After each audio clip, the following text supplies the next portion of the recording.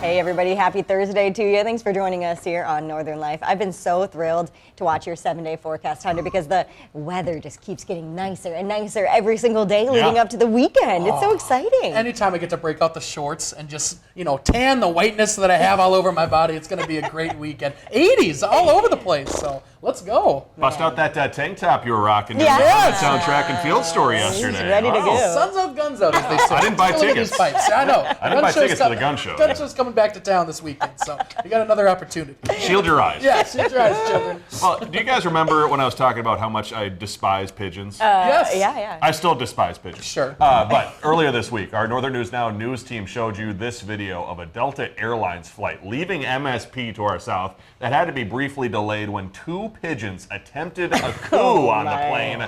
According to one of the passengers there, baggage handlers boarded the plane, caught the first pigeon, and then removed it. However, as the plane began taxiing on the runway, a second pigeon appeared, forcing the plane to return to the gate.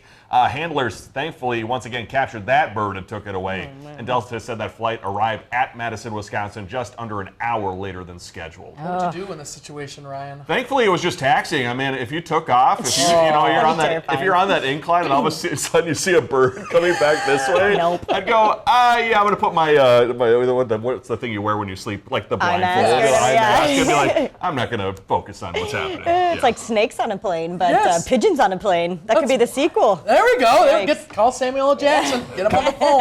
Can I quickly tell you guys about something wild that happened to me leaving the station on, what was it, Tuesday night that I forgot to tell you? I was leaving the station. We have to cross the street to our parking lot. I almost got hit. Oh, God. Fortunately, I'm okay. The person waved, and the person who was good, also witnessing, Sorry someone who was witnessing it said, like, give me this face. He goes, it was pretty close. Yeah. And then I was like, man, I almost got hit. And then I looked to my right in the sky, and there's a bird flying. And as it was flying, and just as I looked at it, it was taking care of business mid-flight. So it was kind of a weird 1-2 in terms of the post-work leaving. Sure. So do you think if you would have not had that incident with the car, would you have been in the path of the bird's I could have. feces? It was pretty close. So Man, yeah. Fortunately, I guess 2 good things happened to me. Thank you, careless driver. Thank you. I did have the walk sign, by the way. Oh, there we go. Okay. Wanted to be known. It was all legal. Right. Yes. that reminds me of the Jimmy Fallon thank you cards. Thank you, careless driver, for preventing me from getting pooped on. Can you say that? Yeah, say it. Whoa. That's fine. I hesitated. Desk but- is falling. All right. All right, well, hey, coming up on today's show, we're going to introduce you to a 17-year-old blind hockey player from Maine who's breaking barriers on the ice. Yeah, and later it's a battle parents face all the time. Doctors share how to help picky eaters try new foods. That would be interesting to see. Interesting. I've been taking notes. Yeah, a little Wells. help for future Wells. Yeah. Yeah.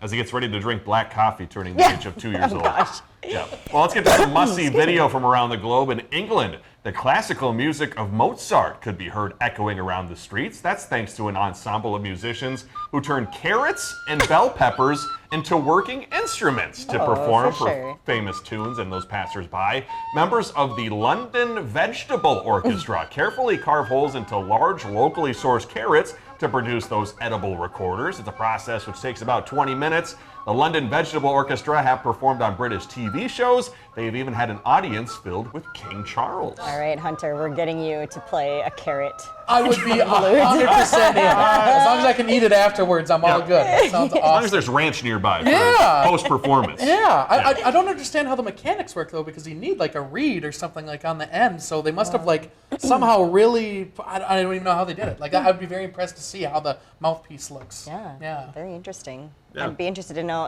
the accordion. Like, how could you make an accordion out of vegetables? Maybe like some lettuce. Yeah, tie a bunch or together or something like something. that, Tie some symbols to some lettuce. There we There go. you go. When you're driving, getting something stuck behind the seat, between the seat and the console is always terrible. But how about this? A man in Germany got his arm stuck under a train armrest while searching for a dropped AirPod.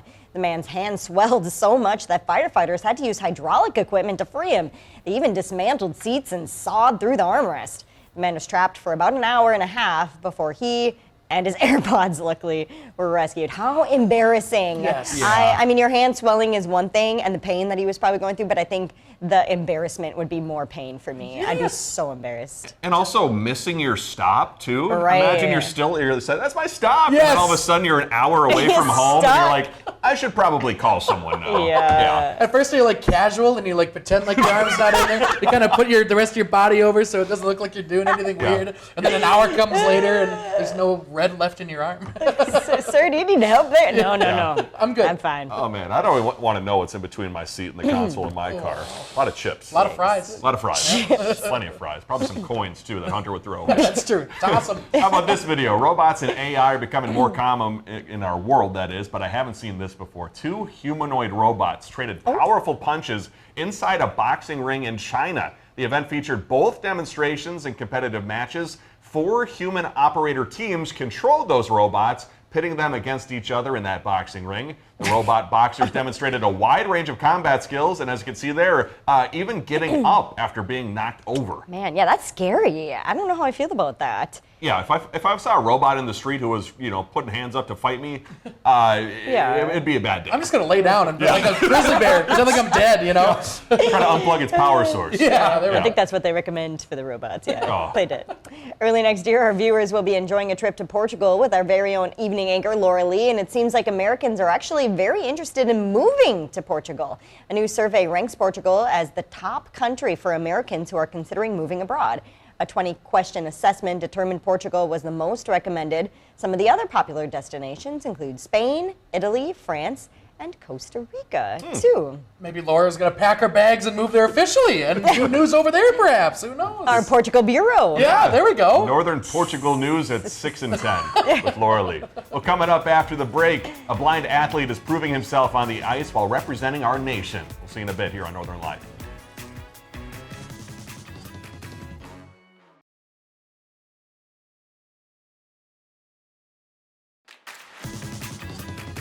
Welcome back. Before we get to an amazing hockey story, let's get to a quick clip involving a hockey announcer during an AHL game this week. Announcer Brandon Astle was hit with a chair by a fan while calling a playoff game between the Abbotsford Canucks and the Colorado Eagles. Here's how it went down on air.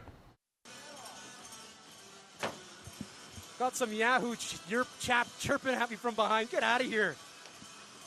What was he doing? Security. Try that again. I'm fired up. He threw my chair at me. Hit me right in the back of the leg. Like, what was he doing here? Unreal. Have another beer.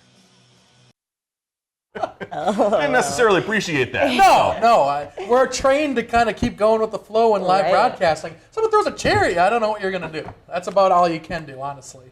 I would assume it's a little easier maybe on radio because you don't Yeah. have to worry about how your face looks or how Sure. the interaction looks on air. Yeah. But I don't think anything ever happened like that here for me on air. The fire alarms went off before during the morning show. I remember and we had to that. evacuate, so we had just a live camera on for about an hour. Yeah. Oh my gosh. Yeah, in the moment, it's, easy to think when you're off camera, like how you would respond to a situation like that. But for some reason, when you're in front of a camera Yeah. or you're live, your mic is live or something, it's your brain function just Yeah. goes and you're like, what do I do? You freeze, Yeah. You see it all the time in live shots, even on our station, people honking or people Yeah. behind, like trying to get in and stuff. It's like, what are you doing? Come on. Yeah. It's not even that funny anymore. No, it happens all the Used to time. be cool, now Yeah. it's not. I'm just kidding.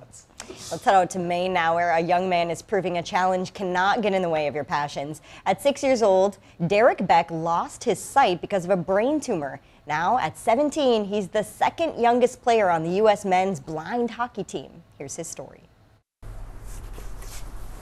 When I was 6, my grandfather for Christmas got me a pair of ice skates. So my dad brought me out to the local pond.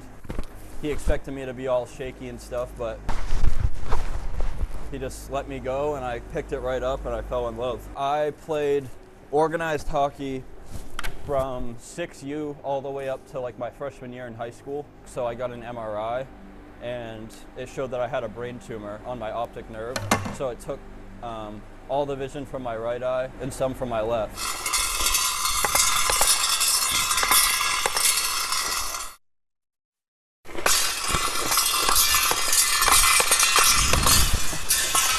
Everyone on my team, kind of knew me by the kid who couldn't see as well as everyone else. So Blind hockey just gives me the opportunity to like show my skills without having that setback. All right. Okay. Yeah. So you got to move.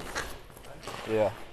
As long as I've been getting this ice, he's always come out here with me, run me through drills, and when I play in these tournaments in other states, he gives me advice after the games and we talk. So yeah, he's been a huge support to me. He's always been a go-getter. Line back. Me and his mom have always told him, from a young age that if there's something out there that you want, you go ahead and get it. Don't let your disability slow you down. The thing that I've kind of lived by recently is there's always a different way to do something. Just because you do something differently than someone else doesn't mean it's wrong or different, As long as you get to the same place and do what you like to do, then there's no wrong way to do it. Oh, very inspirational. Yeah, amazing that he still gets to do what he loves. Cool that there's accommodations that can be made for that. So Yeah, very cool. and representing our nation too. Yeah, go get him. cool. That's fantastic. Let's get to some health news here on this Thursday. Good nutrition is important to help kids grow up healthy and strong. However, getting kids to eat new foods isn't always easy, unfortunately. Mandy Gaither shares a few tips on how to help those picky eaters. It can be hard to get children to eat the foods you know they need, but experts say most times it's a normal part of growing up. Picky eating or eating certain limited foods at times is a developmental stage. Dr. Stephen Cook is the director for the Center for Healthy Weight and Nutrition at Nationwide Children's Hospital. He says many young children go through periods of preferring certain food colors or textures, but they'll grow out of that. Until then, he advises parents to repeatedly try a variety of unprocessed, healthy foods. And he says it may take time for children to acquire the taste of new foods. It's 15 to 20 tries to get a kid used to it. And our instinctive responses, they make one face when they try something. Then we're like, oh, they don't like it. We're going to try something else. Well, no, just a try can be a lick. A try can be a smell or a taste. Cook also says to be a good food role model. If children see you like something, they're more likely to try it. And avoid snacking, what he calls grazing, during the day so that children are hungry for meals. And he says not to be a short order cook. Don't be like, well, I'm making them chicken nuggets and mac and cheese because that's all they're going to eat. Well, if the meal for the family is, pork chops and some green beans and mac and cheese, then you put that on their plate and maybe don't put as much, but you say, this is what we're having, and you can choose to eat it or not. For Health Minute, I'm Mandy Gaither. Yeah, that was always tough. My mom always made me try at least once of everything, and then you don't have to eat it after that. But Good move, Mrs. McCullough. Yes. I love it. Yes. Still ahead, my nightmare returns to Duluth this weekend. We'll be right back.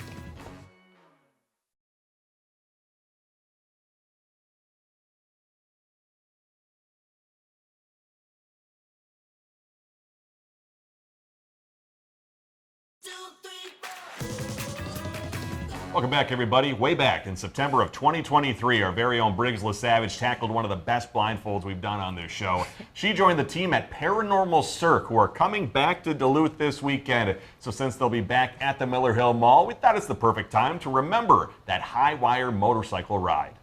Oh no, what is this? We're going to sit with you. I don't know how I feel about this. All right. I don't know what this is.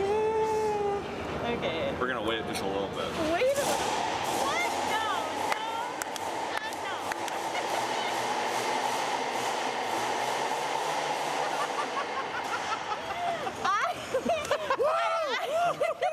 I hate that. Oh, take your blindfold off. take off your blindfold. Take off your blindfold.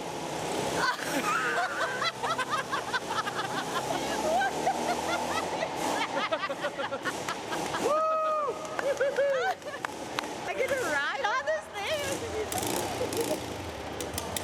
Okay, what do I need to know about this? You're gonna jump on over, you're gonna sit on there just like how she was sitting on there. Okay. Very good. No, not a good start. Oh my gosh. Okay. Is this the only thing holding me on here? There's okay. You're gonna be okay. Yeah, I think we'll be okay. You're gonna hold on. You're not gonna let go. Okay? Yeah, I definitely am not gonna let go. There's 0% chance I'm letting go. All right, There you're is gonna a be leaning more. back just a little bit. What happens if that thing falls? Wait, what? Oh shit! Oh, you're coming too. Okay. Oh my gosh! I'm now just realizing that there's a massive machine above us. I don't know. I am kind of nervous now.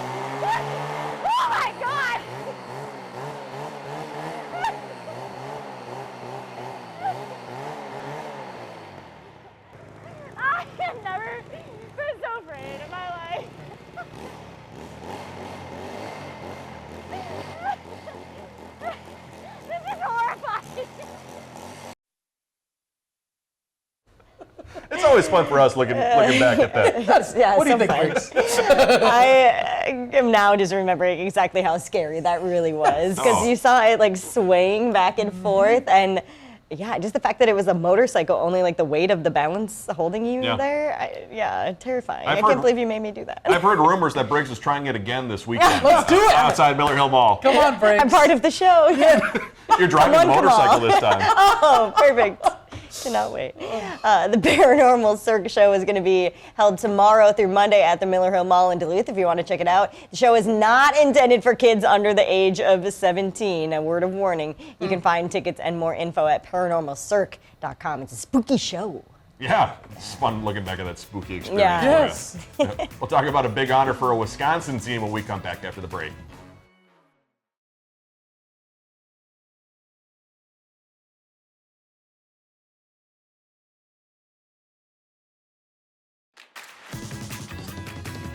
Welcome back, folks. When we see you all tomorrow, we're going to get a dose of inspiration across the border. A Wausau man is attempting to break a record by paddling down the entire Wisconsin River. I don't know how long that is, but I'm assuming very long to be paddling in that little thing for the entire way. That's pretty crazy. What a cool goal to have. Yes. Yeah. I love it. Mississippi's next. Oh, boy. I meant the state, but you mean the river. I got you. I get it now.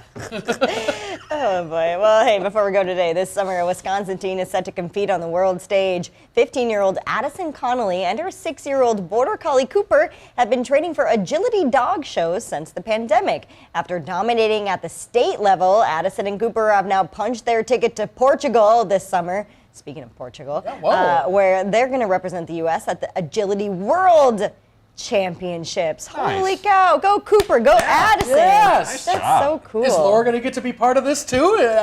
Our viewers that are going with Laura? That'd be pretty awesome. Wouldn't it be? That would be pretty cool. Yeah, I'd love to see Cooper in person performing abroad. Harry didn't make the cut for the agility championships. Yeah, he turned down the spot. That's probably why Cooper got in, I think. Nice. Yeah, I think that's Nice. why. Well, thank you so much for joining us today. We love you. Yeah, we'll see you here tomorrow. Have a great rest of your Thursday.